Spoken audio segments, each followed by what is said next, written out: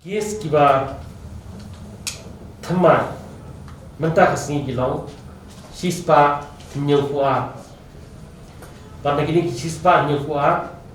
ndrefui kidei hapo East Giant Hills nyufusau hapo East Khas Hills pada kini nyufusau arfui kidei Armed Forces Paramilitary Forces Sunfulai kidei giwei North Garo Hills iwei South Garo Hills iwei Southwest Garo Hills are West Garo Hills Khandai Barok Khandai di neki Armed Forces Paramilitary Forces Ribhoi Arfulai but West Giant Hills iwei ki case ki barok active hadu menta barok ki long Siaja Praspa Khapra pada kini Siaja Sispa Prafunyo Idan hapo East Khas Hills but aspa underfo kidei naki Armed Forces Paramilitary Forces Khandai spa Arfunyo kidei naki wei West Khas Hills Khatsao Southwest Khas Hills Sun Ribhoi Sispa Sanfuar Safunyo kidei naki Armed Forces Paramilitary Forces but Sispa San naki wei West Giant Hills Khatsao East Giant Hills Arspa Lai West Garo Hills Sispa Prapulai Nyufua kidei naki Armed Forces Paramilitary Forces but Sispa Khatway kidei naki wei Southwest Garo Hills Shipho South Garo Hills Arpho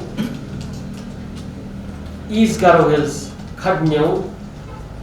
but North Garo Hills Khadlai case ki bercover baro menta kasing ilong life Khandai Lai na po East Giant Hills Shifong na po East Khas Hills Iwei na po Ribhoi Iwei na po South Garo Hills Arfusao na West Garo Hills at hindi Arfusao Khandri din ki Armed Forces Paramilitary Forces pra kidei ni giwei ki baklat no baro hado menta bilong arfu pra but ki bala recover baro kelum lang bilong arhaja sispa Khandai ko nyufusao kidei ibadan hapo East Khas Hills but nakini nyufusao nilapa safu ar kidei ki high risk contacts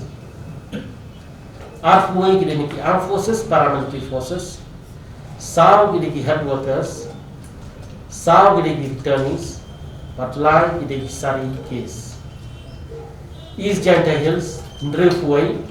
Baro kidei na po Star Cement Cluster North Garo Hills iwei high risk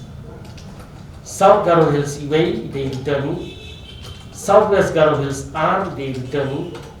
West Garo Hills Khandai then the Armed Forces Paramilitary Forces